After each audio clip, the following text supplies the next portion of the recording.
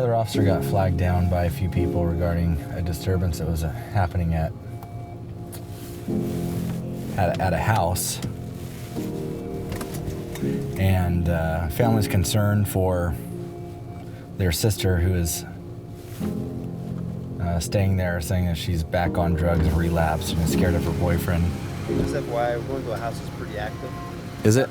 Stuff going on there. Okay. This last year. I'm going to try to run the house, the info. Try to see if I can get a better info for Angela and see at least who we're doing. Okay.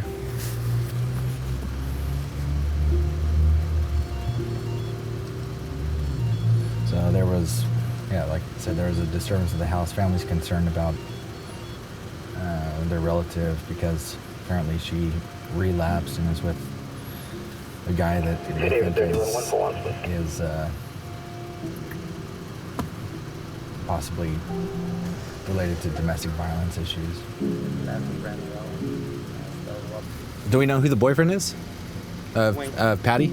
No. No. They've never met her, never met him. They said it's some guy she's been hanging out with. She's recently met. Okay. I'm sure she's got a warrant. Yeah, I saw that 484.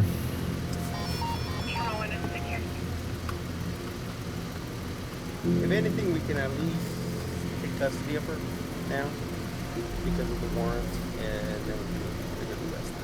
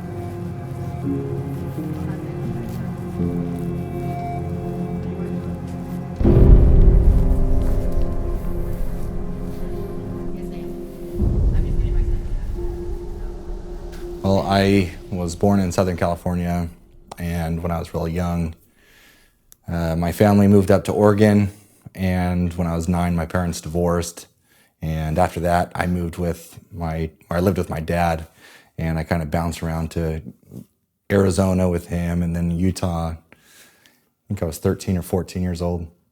My dad got sent to prison, and so that's when I came and lived with my mom in the Central Valley, actually in a small town of Reedley. So I just went to a few months of middle school or junior high here, and then I went to Reedley High School after that. But it's just me and my mom. You know, we grew up pretty poor. She was a school bus driver, didn't make much money, we didn't have much money.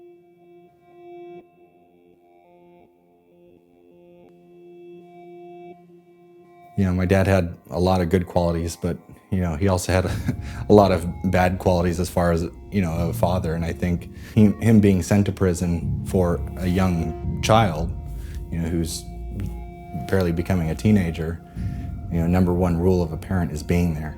And he failed on that, regardless of what the circumstance was. I think the number one rule of being a parent is being there, and he wasn't.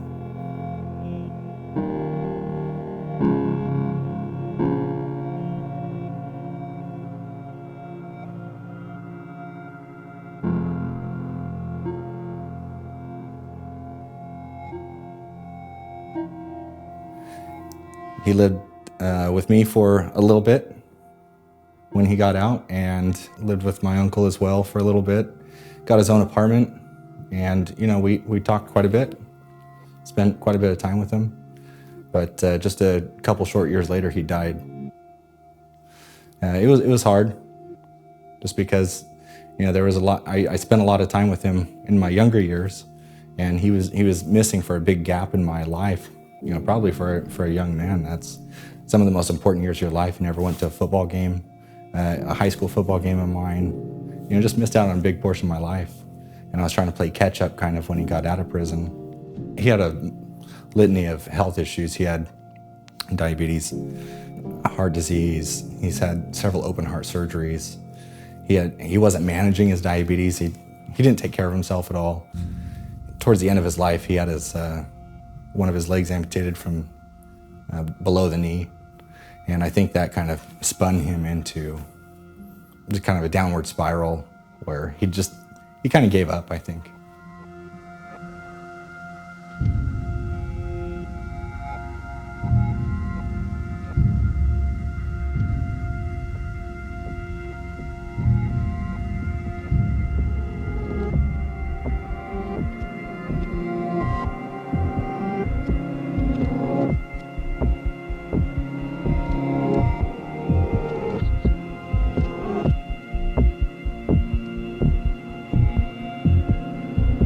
First, with the polygraph, they ask a lot of, so they have access to your background packet that you actually personally fill out. And so they'll ask you questions on there as far as, financial crimes that you might have done, or drug use in the past, or drinking and driving, just various questions like that. Basically, just to see if you're telling the truth. Not necessarily disqualifying you for some things that you've done, because we've all done bad things in the past, but it's more just about the importance of always telling the truth, because in this job that's all you have is truth. And if you don't have that, then you're not a cop.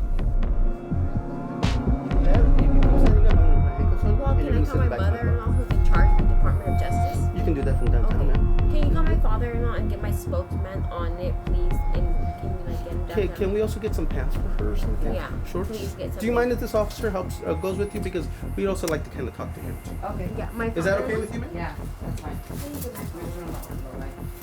Well, what I can do is I can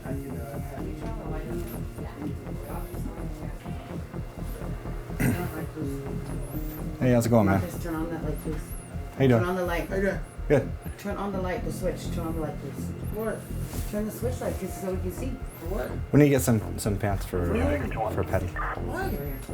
Because she's out there without pants. What are you guys doing with her? I actually need you to come out too, okay? No, I ain't going nowhere. What are you guys doing with her? Just relax, Talk to her, man. please. Why? Because we're outside talking with her. For what? Because our family. For what?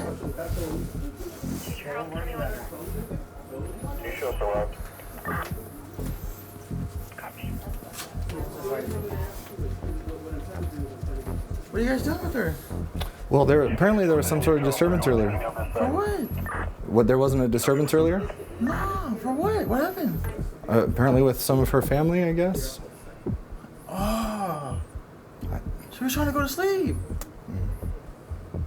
Come on and talk to us, man. No, ma'am. Man. What you call me ma'am for? I said man. Just relax. Hey, what's up with camera boy over there? He's with us. I don't like that. We're all recording. Look, this is on camera too. Everything's recording. That's new shit, huh? No, it's not.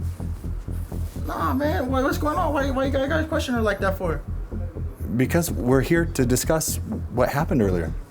Okay? Nothing happened. I don't know that.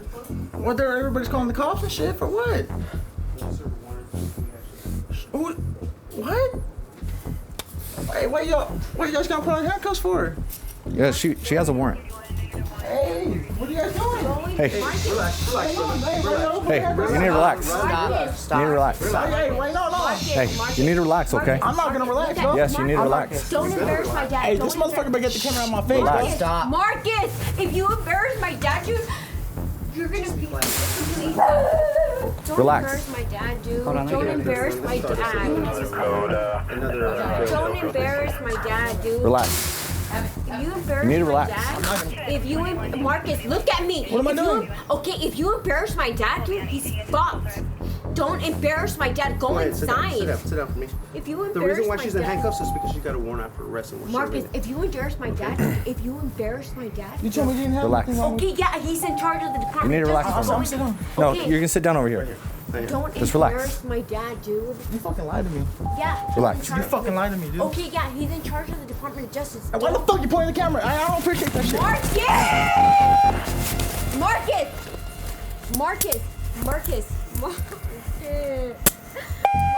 he's in charge of the Department of Justice. He's a special agent.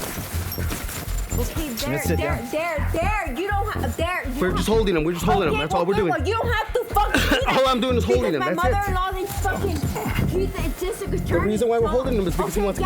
Okay, yeah. Well, then be careful with my dad. 2 for 22. He's in handcuffs, but still being combative. That's all it is. Go, hurry up. 293-2101. Sit back down, man. Yeah. Sit back Sit down. No, fuck you. You're not gonna put me back down. I don't give a fuck. Put me back down. I'm right here. I'm done.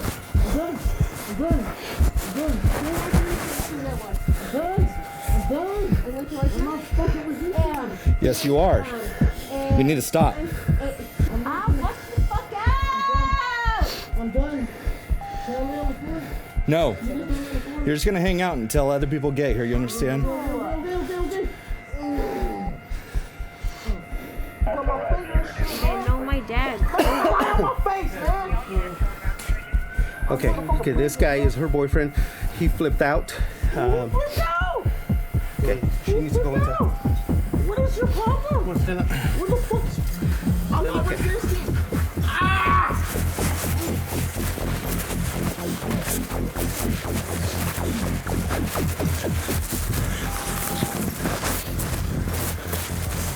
Let's get a car. First one here. Whose is that?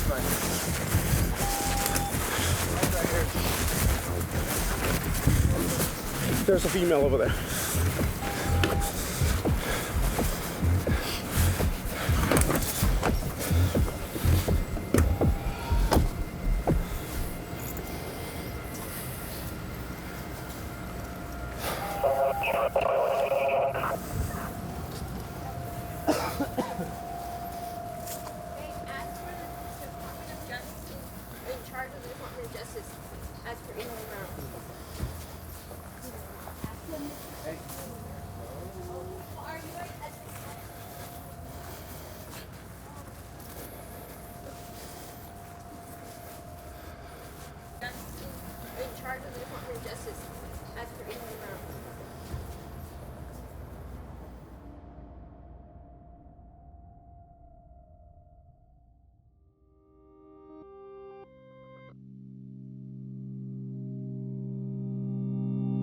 And a lot of people were on probation because of meth.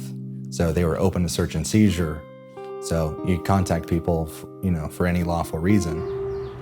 And if you found out they were on probation, you can do a compliance search and make sure they're not in possession of any drugs. Well, drug addicts use drugs and they typically have drugs on them. So, there were a lot of felony arrests because of that. And I'm not sure exactly what they did on the court side, but I know a lot of the times they would reduce those down to misdemeanors if they went through some sort of treatment program.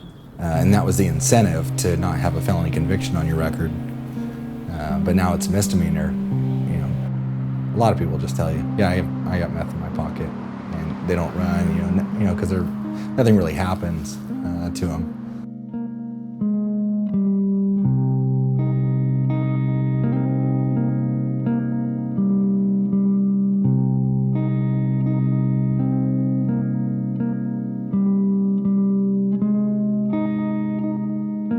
In my experience with drug addicts, especially depending on what type of drug it is, unless they have actually hit rock bottom and then fallen below that and they have actually made the choice to stop, that's when they actually will stop. And they'll go through the treatment programs. Most people fail out of treatment programs 5, 10, 20 times before they have hit rock bottom and fallen below that. And then that's when they decide to actually make the change. You know, I'm more concerned about, you know, people selling narcotics and, you know, because people who are in the business of selling drugs, they don't care who it's sold to. They don't care if it's sold to kids. They don't care. They're just out selling it, or people trying to profit off of it. You know, if you have, you know, a major addiction, heroin or that, we need to treat it as a public health crisis, because that's what it is. It's a health crisis. And what they've been trying to do is trying to, you know, make it a law enforcement issue when it's a public health issue. I mean, these people are wasting away and ruining their lives, you know, taking in poison. And, you know, putting them in jail, it sobers them up for a few days. And, you know, if they're forced to go through a treatment program, you know, they may or may not be at that point where they're ready to accept it and get themselves clean. But a lot of times it's just a revolving door.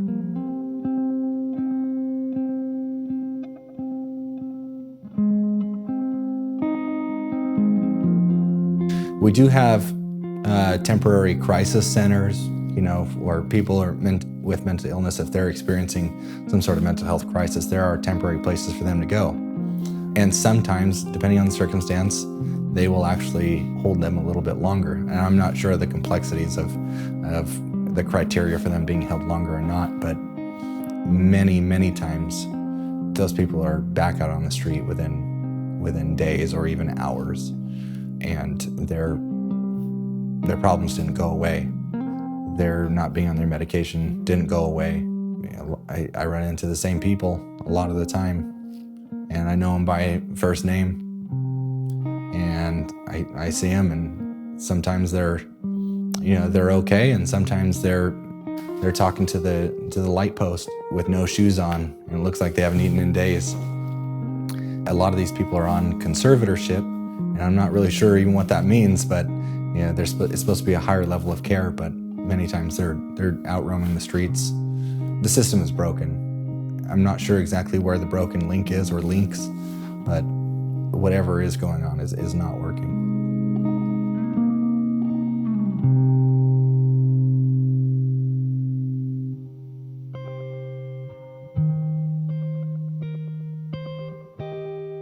Well, I think a lot of people probably did have a support system at some time.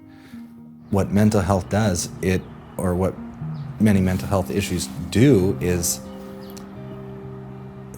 they are some of the most frustrating things for families, because, you know, you see them,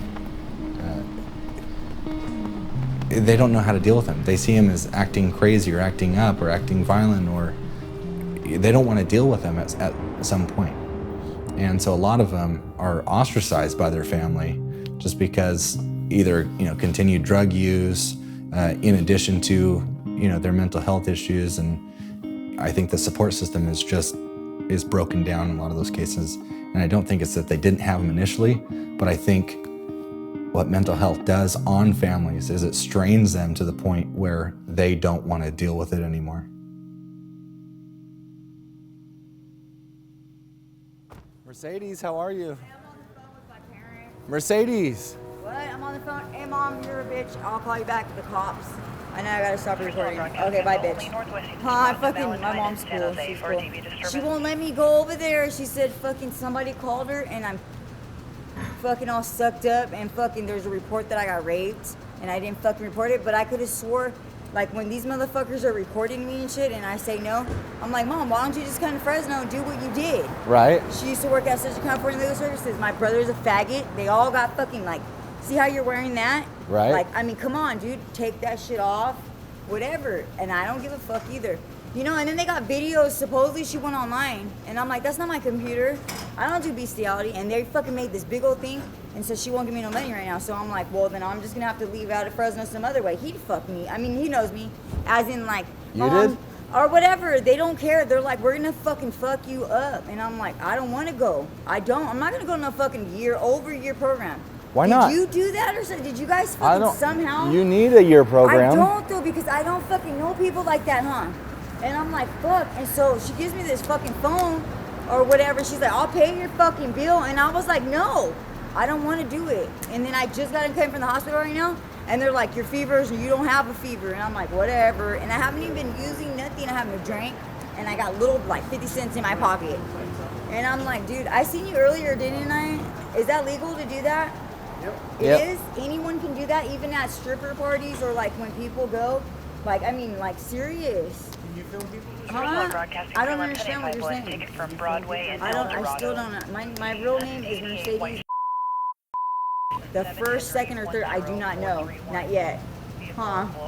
Someone told me that. They're like, hey, bitch, go right there to Amtrak, and they give out free tickets for fucking ugly tweakers like you. I was like, damn, I just fucking chilled with you. I'm not trying to tell. And they're like, oh, well, get the fuck out of here. They put fucking whatever, and they're like, I won't sign the ticket. And I was like, what? But it literally says that right now. It's like Mercedes, the issue is that you're in here and you're scaring people. I'm scaring people. Well, I'm gonna walk off, and you can follow me if you want to. I mean, where are you gonna go though? I know, it's like, why? Mercedes, where am I gonna go? Nowhere. I'm gonna go wherever the fuck you put me, obviously. What the fuck? I don't plan on putting you anywhere. Okay, well then I'm gonna fucking go wherever the fuck you put me. I'm not scared to go somewhere. Mercedes, you're being mean. Fuck. I'm not being mean to you. mean. I don't suck dick. I'm sorry. Mercedes. I said you're being mean. I didn't say You're anything about harassing that. me. You know that. So they don't put that anywhere though. It's not going on your phone either, buddy. Obviously. Mercedes, where are you gonna go tonight? I'm gonna go fucking downtown where there's the pub, where all your little friends can fucking be like, I'm gonna spit in her food and beat her up because you owe me money. I think the POV is a good spot for you. I know, because you guys fuck over there. Duh. I know who. They don't know who you are. You guys aren't special over there yet. You know that. Rewind time. No. Mercedes. No. The Mercedes Poverello what? is a good spot for you. So Okay. what? I don't care. I'm gonna go that way. Which way? Point. That's what you guys do. Point which way? Pub's that The way. The POV pub is that way. is that deep way. Down, though. Yeah. Huh. Deep That's downtown. deep down Southwest Fresno. So fucking what? I think the Poverello is a good spot for you, Mercedes.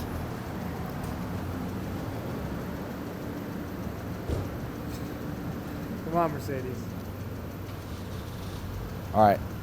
Let's stay out of tower. You're scaring people around here, okay? They're just trying to enjoy their That's meal. the whole point. Mercedes, Whoa. Poverello's that way. Fuck that name. It's a faggot fucking name. Remember it. With a Z.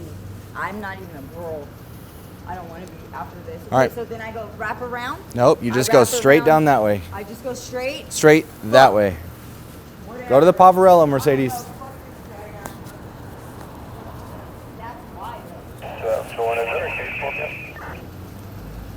Yeah, she's local in Tower, and she has severe substance abuse issues, but I haven't seen her in probably a week and a half or so. So I usually see her about every day, every other day. So wondering where she went, but she frequently comes down here and scares people that are trying to have dinner or sit on the patio of one of the restaurants, and just always disturbs people and begs for money and cigarettes, and just her overall demeanor obviously can She's usually set not people off.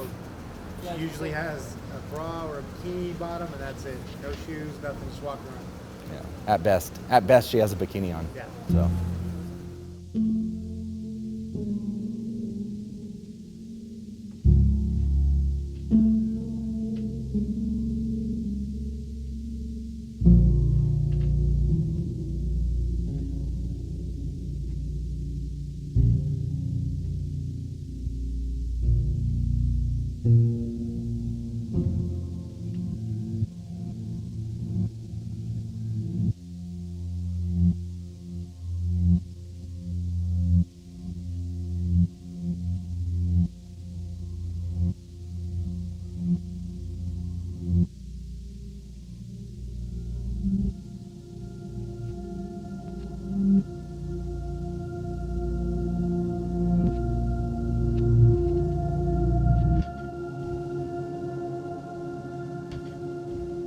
I can't name one gang member that I've contacted that said, oh yeah, my mom and dad, they raised me real good. I was raised right. I haven't seen it. Most of the time they live with their mom, who maybe worked a lot and wasn't home very much, and they hung out at their friend's house almost the whole time. They're kind of just raised in the street. There are lots of teenagers that are having babies, and a lot of them I've talked to, like, I don't care. I don't need a They don't need a father in life. I can be the mom and the dad. It's actually pretty prevalent out there. There's generational thinking that you don't need a dad in the house, or you don't need the family structure in order to be successful, which in all cases, that's not necessarily true. You know, just because you were raised in one of those households. My parents divorced and I turned out okay, I think. But it's not to say that it can't happen, but the chances are greatly increased by doing so. One of the greatest barriers to success is believing that society is, or believing that you're a victim, or that society has put you behind the 8 ball. And there are barriers for everybody. Everybody has their different types of barriers that they have to overcome. But don't think of yourself as a victim. You know, you can succeed, you can rise out of these neighborhoods. Don't think about the barriers. If you focus on the barriers, you're gonna hit them every time. You need to focus outside of that. And everybody has goals, especially in these bad neighborhoods. The only thing a lot of these kids have are goals, but they focus on what's stopping them versus their way around them. Don't focus on everything that's happening to you or your perceived notion of how society is against you.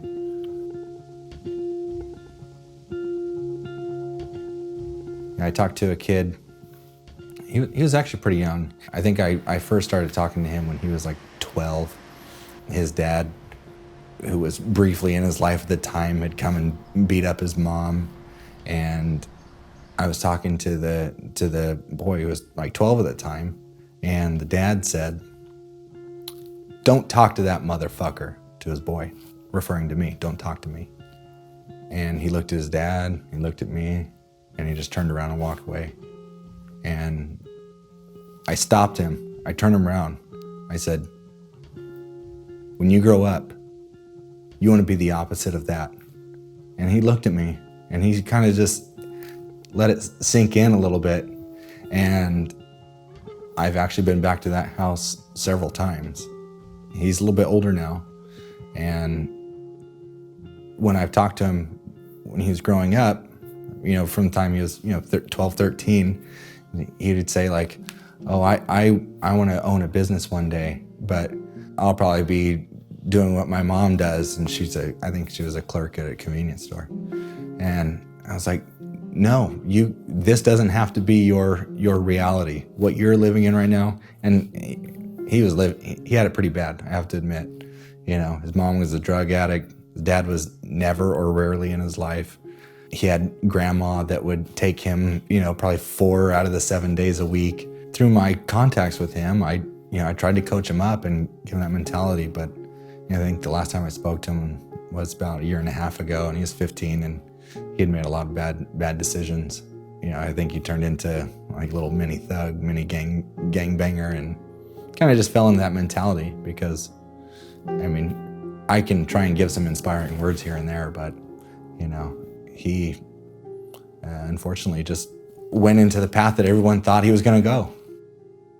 The thing is, when kids aren't parented, that's what happens. This is what happens. If you don't care about, if you don't have an intact family, you don't have any focus on education or getting them improving their scenario, what do you think is going to happen? You might spend an hour a day with them at most when you're watching TV and they're out playing video games. You're not parenting them. They're being raised by themselves. They're being raised by their friends. You're being raised by their friends' parents, by their friends' cousins, uncles, gang members, whatever. A lot of these issues would be solved if our culture changed about not having kids before, you're married, or at least in some long-term relationship, or, whatever the case is, some intact family, and focusing on making sure that they're educated enough to operate, in society. Arturo, you need to make yourself known to officers now! Arturo, we're not leaving. You need to come out and make yourself known to officers!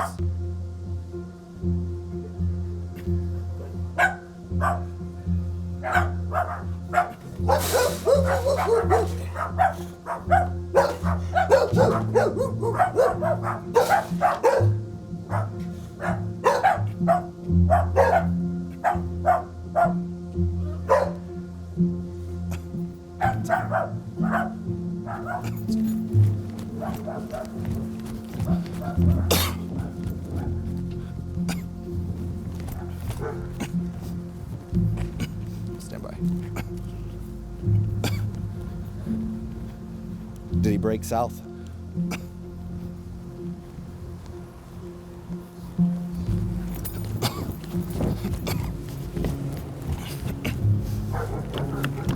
We're gonna hold this side right here.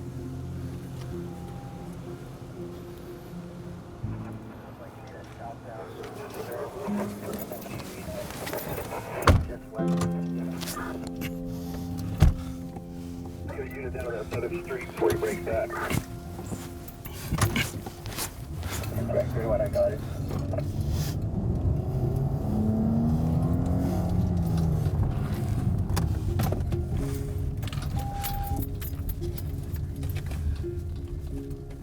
Did you make it to the next street, Evers? Your radio's real bad. We made it to Shanning. Turn south. Yeah, south of you. Was he running, walking? He was running. Okay, I got him hiding behind the, on the west side. Open barricade, I'm coming around. We're on Shanning, Pontiac, and, Lay face down on the ground. Lay down on the ground. Lay down on your face. Now. Really? Lay down on your face. Lay down or the K-9's gonna come. Watch the crossfire, guys. Watch the crossfire.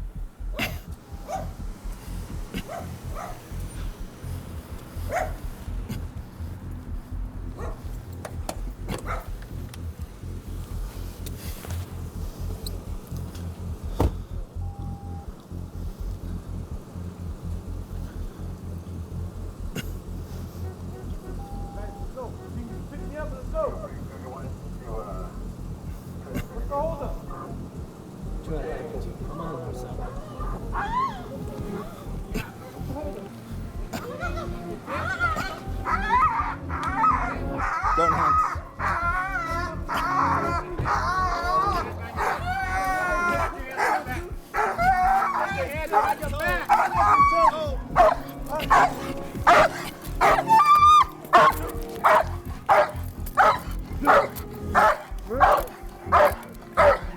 It's too close. Unnecessary.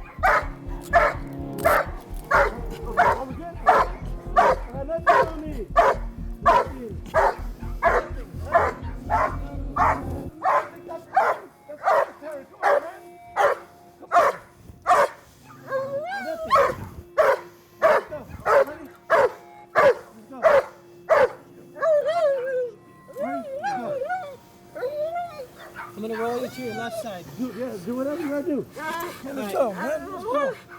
Hey, hold wait. This is the time. Hold wait. This one. Okay, bend your leg. Bend your leg. Okay, point. There we go. Good, man. Good job. Okay, ready to stand up? Yeah, ready. 1, 2, 3. 1, 2, 3. Let's go. Thank you. All right. Thank you. Wait. What's up with the fucking camera guy, man? Really? Come on, man.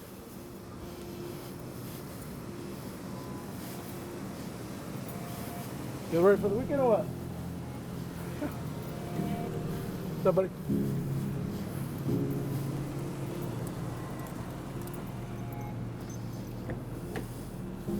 Spread your feet. Spread Have a your seat. What? So what, man? feet. Turn around the other way. Spread your feet. Turn around, dude. All right. Relax. All right. Spread no, your feet. you relax. Spread your feet. Oh, cause I'm cool. Spread your feet. Look at my feet are fucking spread, dude. I don't got shit. I'm in fucking basketball shorts, dude. What the fuck do I got? Got nothing. Have a seat. Oh, thanks, man.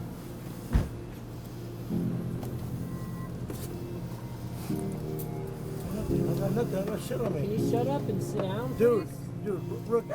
You look like a rookie. Fucking relax, all right?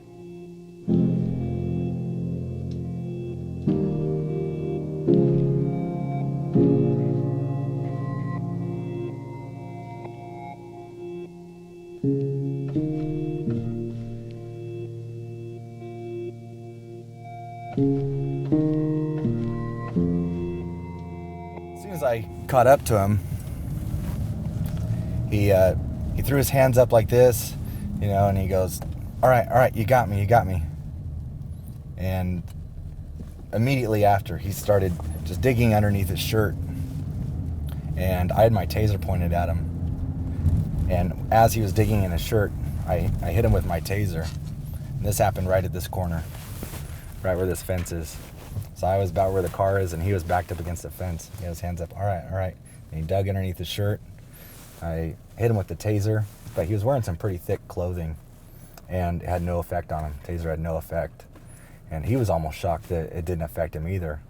And he just immediately ran northbound through this alley here. As we're running right here, I pulled out my baton, and I was running full speed, and I hit him over the right shoulder with my baton, and he fell to the ground. But, you know, unfortunately, because I was running, I fell too.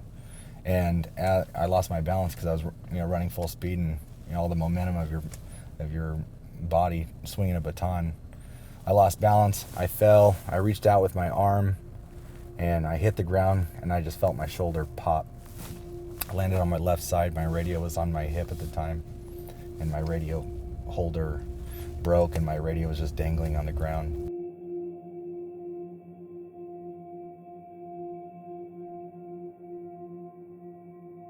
I got up just a short time after that, when my radio was dangling. There were some cars in the carport here, and as I was running, my radio actually got stuck underneath one of the wheels. So I picked up my radio. We ran over here. The guy, he was attempting to hop over this fence, but that's when my partner caught him, took him to the ground, and we were struggling with him right here. He was lying on his back, and my partner was trying to get his hands on him, trying to control him, and he was acting just irate, but he was extremely strong, and we're unable to control him. I still had my baton in my hand, and I started hitting him several times in the legs with my baton, and he wouldn't give up at all. Normally, pain compliance will work with people to give up, but he just didn't give up. As he was lying on his back, he grabbed a hold of my baton and started yanking on my baton. So I stomped on his wrist to pull my baton back. And as I bent down to try and get a hold of his wrist, I heard a loud bang, a gunshot. I didn't know if it was him that fired or that my partner had fired. I couldn't tell. But there was a car right in this area. And as soon as I heard the gunshot, I jumped. And I just leaped behind the engine block of this car that was here. But it seemed like it took forever to get from here to there, even though it was probably a fraction of a second. And the only thing I was thinking about is, please hit my vest, please hit my vest. I was just hoping that bullet would just hit my vest if he continued firing. So I was hunkered down behind the engine block of this car, and before I knew it, the suspect was gone. He had ran up that way, and my partner had run through the car that was here in this carport, and so he was over there. And I was getting down because I thought that the guy was still hunkered down behind one of these cars in the carport, and I was just waiting for his head to pop up, but he never did. But my partner over there, he apparently saw him through some of the cars, and he fired a couple rounds through the carport area, and I was yelling at my partner, you know, get over here, and my partner said, I don't know if I've been shot or not. And so I was telling him to come over and find cover because I thought the guy was still over here. And it turns out that the suspect had already ran down the alley, but I didn't know that until later on. It's just one of those things that's so hectic and your adrenaline's pumping so much that, you know, everything kind of turns into a haze at that time. You try to think as clearly as possible. I was concerned about my partner. He said he didn't know if he was shot.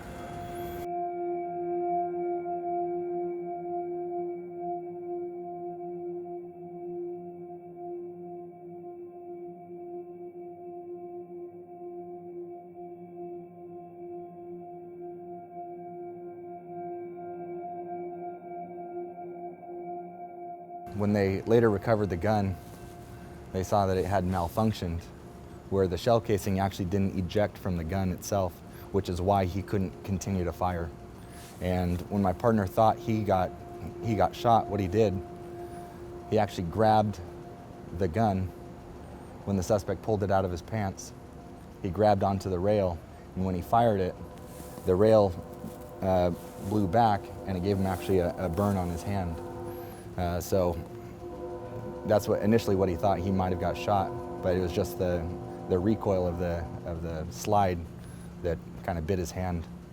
So in conjunction, combined with my partner grabbing the gun, maybe caused it to malfunction, but either way, the suspect couldn't continue to fire. He's only able to get one round off. So I went to the hospital with a dislocated shoulder, and it was a very scary time. That was the scariest time I've ever had as an officer, where you actually think that you're going to get shot at from just a couple feet away. Yeah. Well, that affected me pretty hard. This incident did, just because you're so close to gunfire, and it's not one of the good guys firing, it's a bad guy. And the interesting thing about this actual incident, while he was on his back and we were struggling to get him, he made the comment, "I have a gun, I'm not going back to prison." And it was one of these weird things that people don't normally say, but especially when we're trying to catch him or stuff like that, is that he actually verbalized, "I have a gun, I'm not going back to prison." And just a fraction of a second later is when I heard a gunshot. Like I said, I didn't know at the time if it was my partner or him that shot, but it was extremely scary. And it took a little while to get over that one, just because of how close you were to getting shot.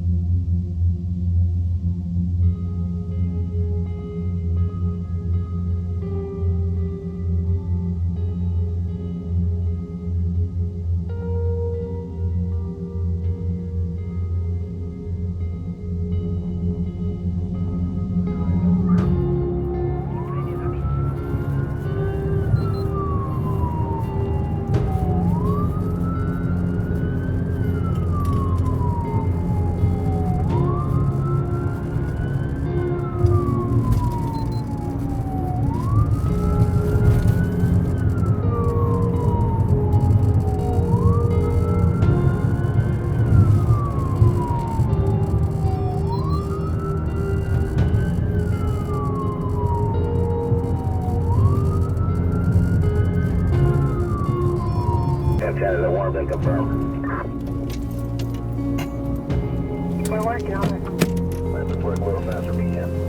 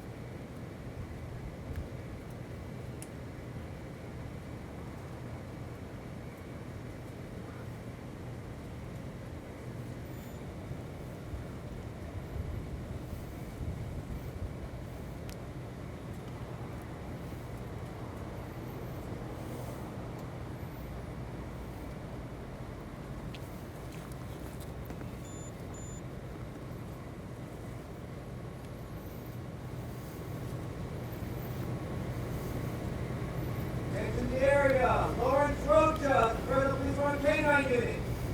The area is completely surrounded. You have nowhere to go. Come out now, make yourself known with your hands up. If you surrender now, you will not be harmed. Walk out to the gates with your hands up. Keep your hands up.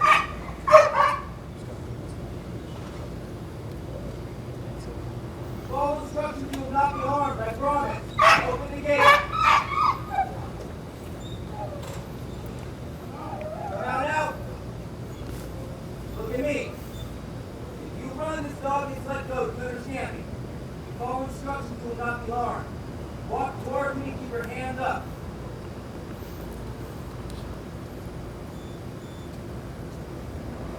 Stop.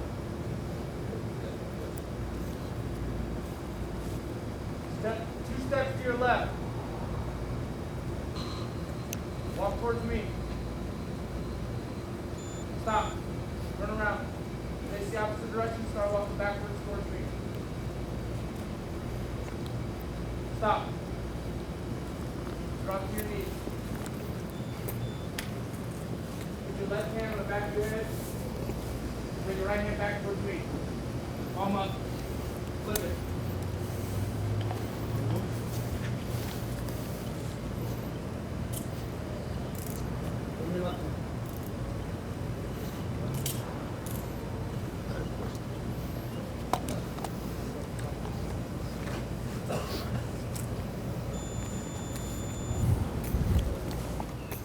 Guy's been terrorizing you all day, huh? Yeah. How you doing? How you been? Doing all right, man. They don't let you in the truck no more? I like the cars better, man. It was good, man. Earlier, that was the one. Yeah. Mm-hmm. Yeah. That's why we came in deep. Yeah, man. Give them just like a couple minutes. They're still dealing with that dude, okay? Just hanging out. See you, dude.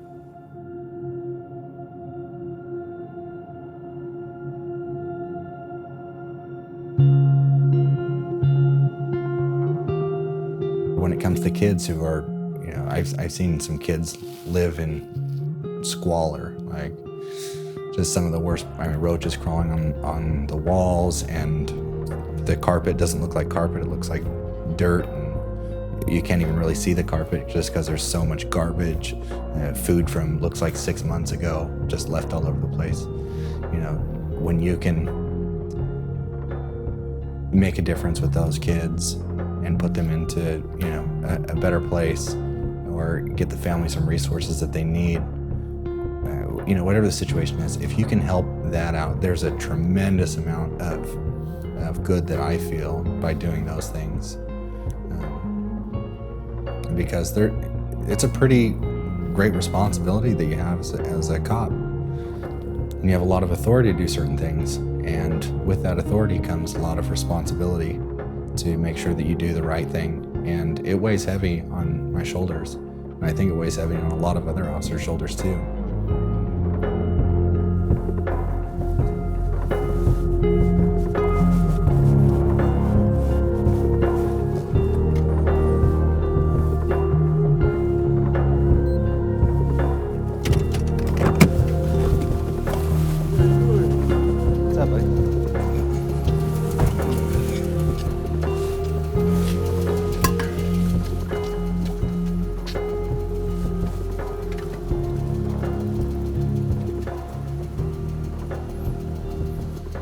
Here, Jason, I brought you my leftovers.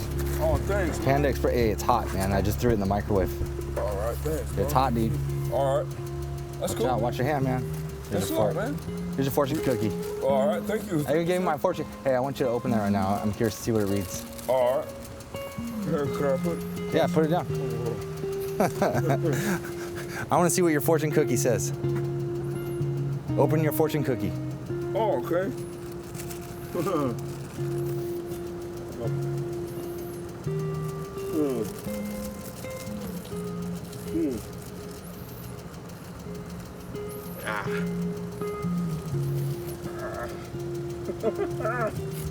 Come on, it's just a wrapper, Jay.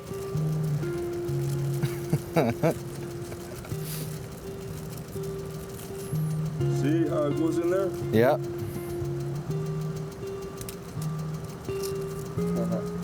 Why are you thinking 40 or 60? What's that? 40 or 60? I don't know. What does it say? Panda Express. Can you, no, read the... Collaborate. All right, let me see it. Let me see it. Oh, yeah. Collaborate with those who possess both intelligence and integrity. Surround yourself with good people. That's what it means. That'd be cool, huh? All right? I'm cool. All right, Jay. You You take care of yourself, all right, man? I'm cool. Hey, go. You need to go back to your house and sleep there, all right, man? Okay. All right? Mm-hmm. You take care of yourself, dude. All right? Come on. All right. All right, bud. You take care of yourself, all right? Thanks, boss. Residents up to Cedar, and we haven't seen anything up to this point. Right now, we do see 2 subjects just in the backyard of 4183 East Illinois. They're just hanging out, though. I don't know if you want to maybe look over the fence or make contact with them. They're accessible from the alley. Are you able to make out a clothing description on those folks? No, we're in the infrared at this point.